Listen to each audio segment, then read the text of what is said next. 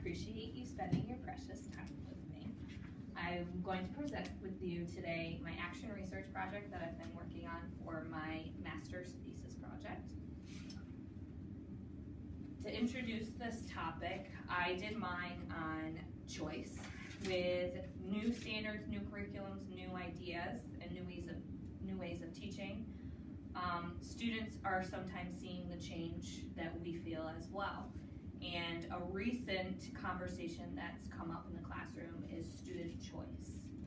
I decided to do my study on how choice affects fourth grade students in regards to text understanding and motivation to read. There are definitely some vocabulary that I will say over and over again, so I just added it to clarify. A self-selected text or reading is a time for students to explore and read books independently at their own level.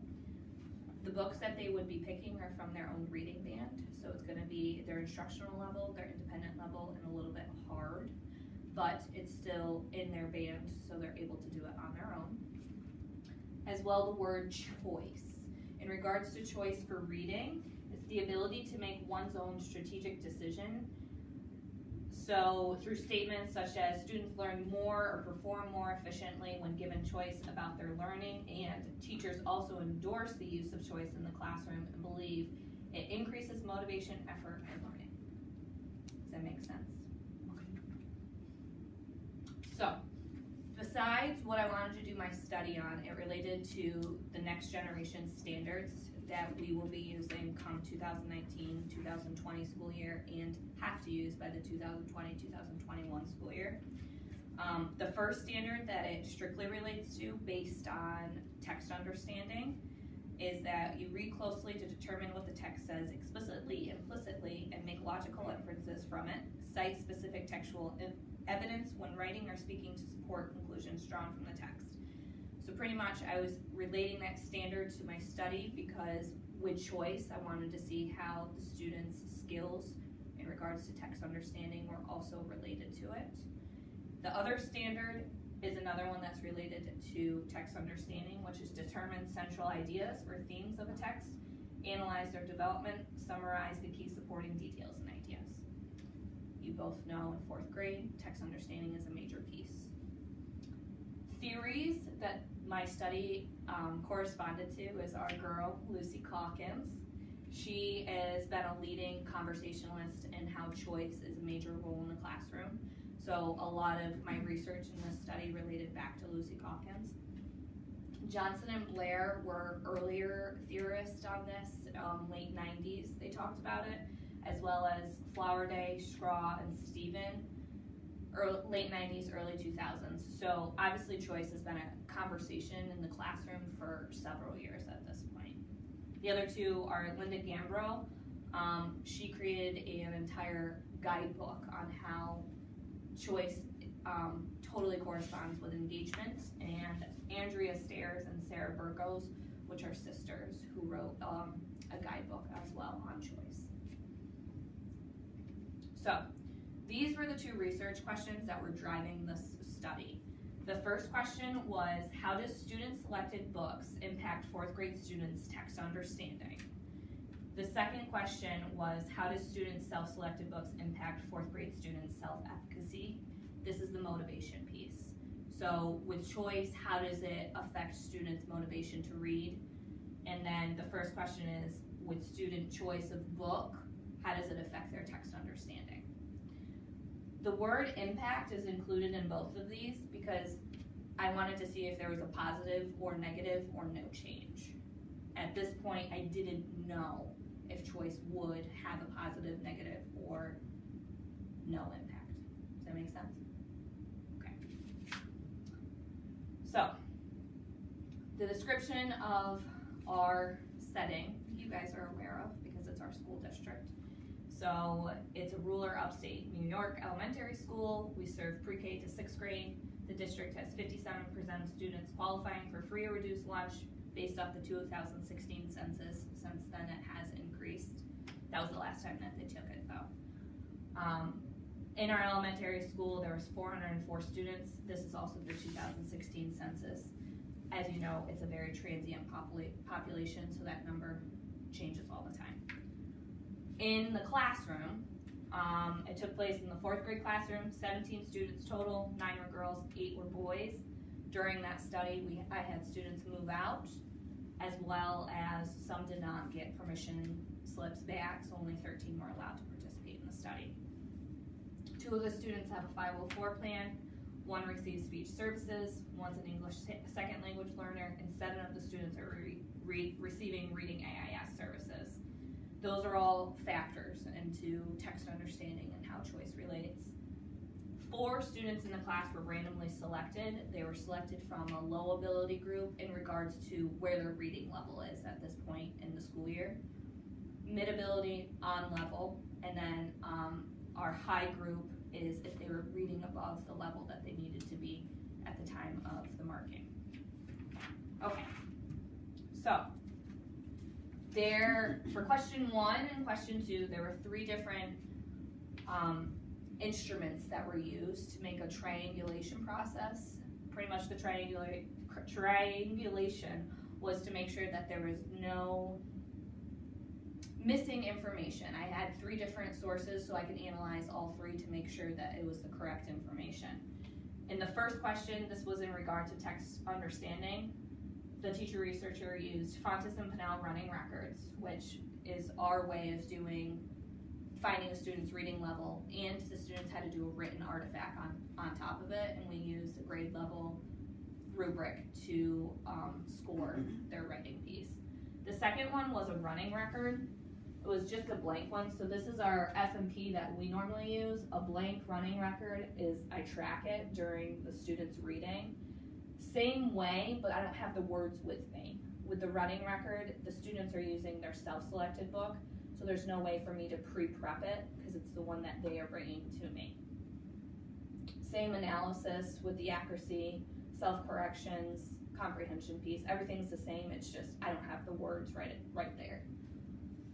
Both questions used field notes, and in regards to the question 2, there was a literacy survey that the kids filled out that had 5 different questions on it, which was ultimately figuring out how they feel about reading. So this was taken in the beginning of the study, and at the very end, there was a pre and a post for it. The pre told me how the students were feeling about reading before having the 4-week trial of consistently having choice in what they were reading. This one is a checklist assessing how students feel about their reading. So questions like, I love reading, I always can find a comfortable spot to read in, I don't have trouble staying focused while reading. This was a pre and post as well. They took it in the beginning and at the end to see if there was change in how they felt in their reading from the beginning to the end. Okay. In sum, I'm going to show you some graphs afterwards with the data analysis of it. My 4 focus students for question 1 had very inconsistent results. Only 1, so focus students 7, 10, and 13 all ended up decreasing in their accuracy. S1 was the only one to increase. These are pseudonyms for the students. 10 and 13 had an increase in self-correction, 1 and 7 remained the same. If I keep reading these, they're all just going to be varying results. So there is no way to actually say that student choice does have a positive impact, does not have a positive impact. It was just inconsistent when it came with it. So it's not proven that it makes a positive impact on text understanding. In regard to question 2 though, based on the whole class results, 3 out of the 4 focus students all had positive impact by having choice of student-selected text in their motivation to read.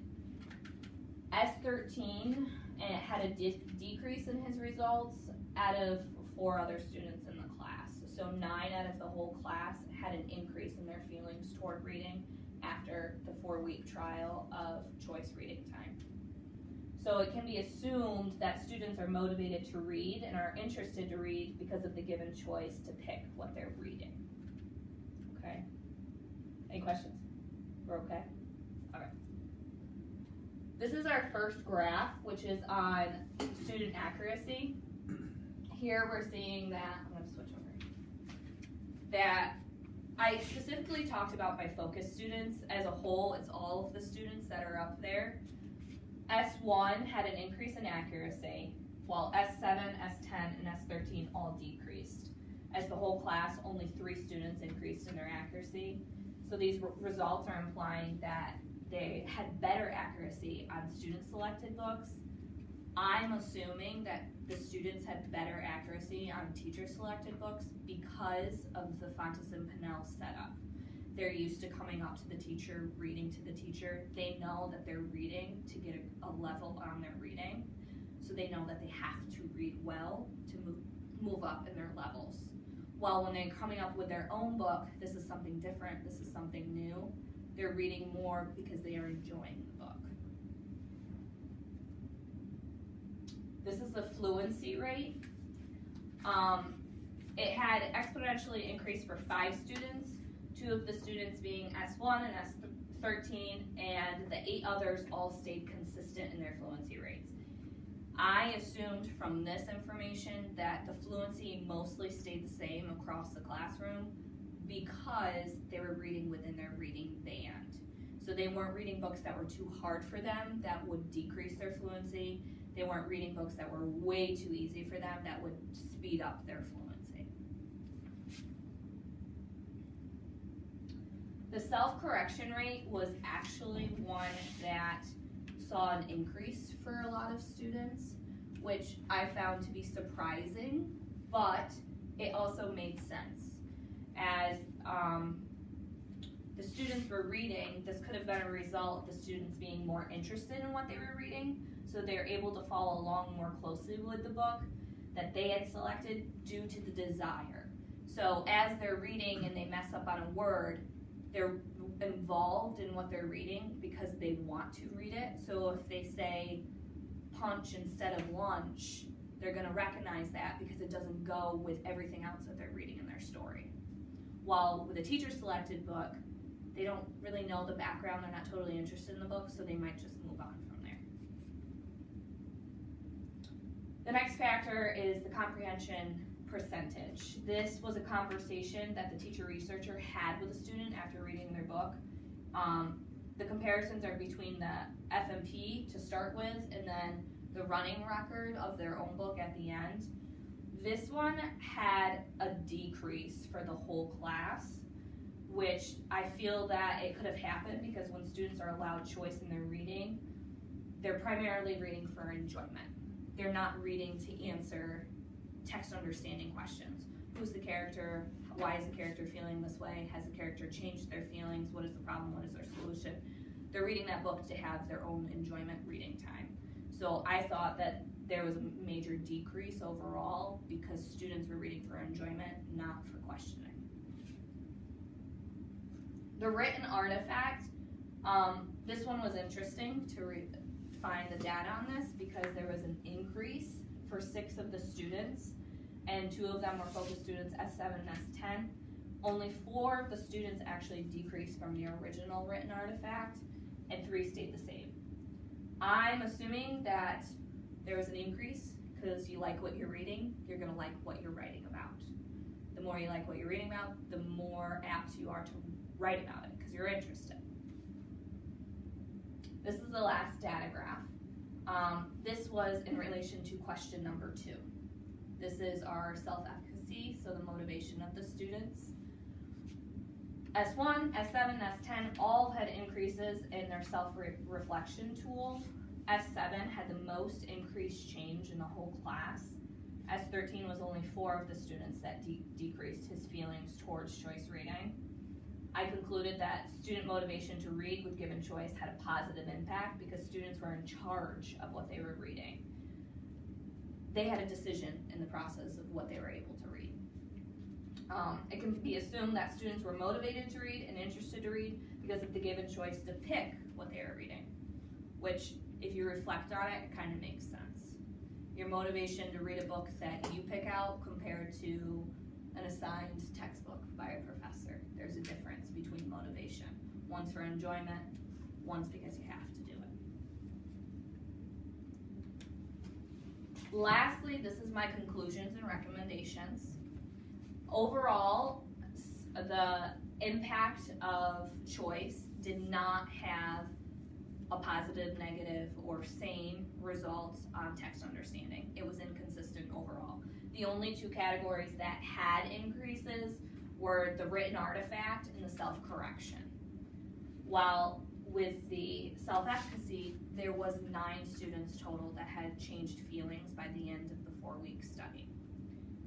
I feel that if somebody else was to do this study, there should be an extension to it in regards to adding choice, honing in on text understanding skills.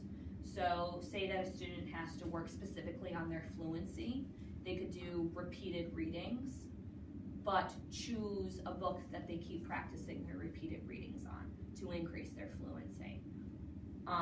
Rather than just giving students choice reading time and allowing them to do the time frame of reading, checking in with them, there wasn't any skill-based assessments or practices throughout the time frame.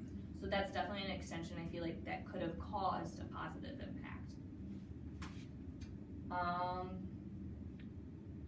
So overall, the teacher researcher does feel that providing the choice to the students would create a positive change to students' behavior towards reading, whether the extension activities are included or not.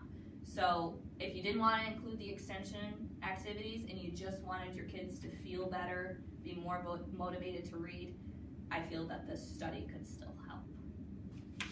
And that is it.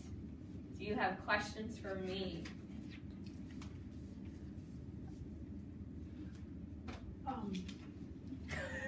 Yes. Yes. Okay. Go ahead, Rich. So when you're looking at choices, are you getting, like you said, you're getting books that are at their level or slightly above? Mm-hmm. I'm kind of curious, like, how did you gather, like, I want to say maybe their interest to find out what they were going to be interested in reading, and then being able to, like, how easy was it to get those books based on their interest? Originally, in the first week, it was difficult to get kids to actually pick a book that they wouldn't abandon. So some kids were going to the library, looking in the classroom library, that is, looking inside of their book bins that they needed to within their reading band, but just picked a book to pick a book. Now that has an effect on choice, because even though they picked it, doesn't mean they're actually interested in it. So once they had realized that this was something that they were doing consistently, they started spending more time doing the preview of the book, checking out the summary of it, reading a chapter or two, and if they liked it, they'd continue. If they didn't, I would go back with them to the classroom library and help them find one that they were interested in. A lot of kids talked about books like they were the same author. So Katherine Applegate has been a big author in the classroom. So I was able to help some of the students pick books that were specifically written by her that were in the reading band, and that really helped some of the students maintain the interest through reading. There was a little bit of help in allowing them to pick a book that they wanted. This seems to be a pretty extensive study. Did it take a lot of extra time in the classroom for you to be able to gather all this information? So it wasn't I didn't have to change a lot of my classroom structure to do this. The students were always given an independent time for reading, but it wasn't always by choice. So the assessments, at Fontes and Pinellas are something that the students are used to, so that wasn't anything out of the ordinary. The students were really excited to actually read their book of choice with me instead of having to read one that I gave them. So that was actually nice on my end as the teacher to see the difference in how they acted from my book that I gave them to the book that they got to bring to me.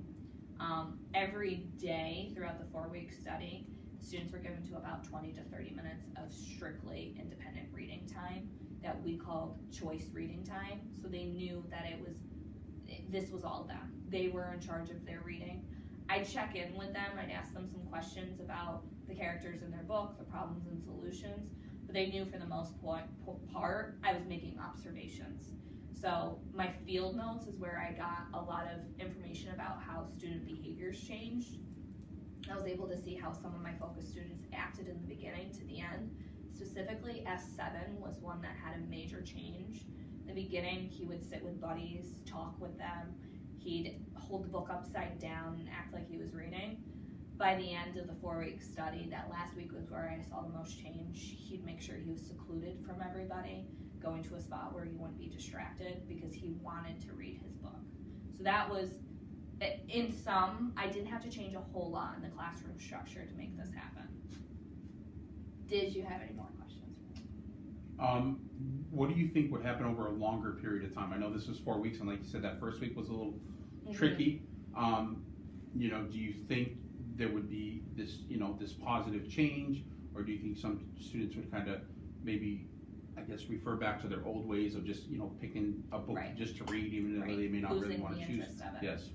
I think there may be a change in the motivation factor because kids are so accustomed to this time that they might think that it's a time where they could not be focused.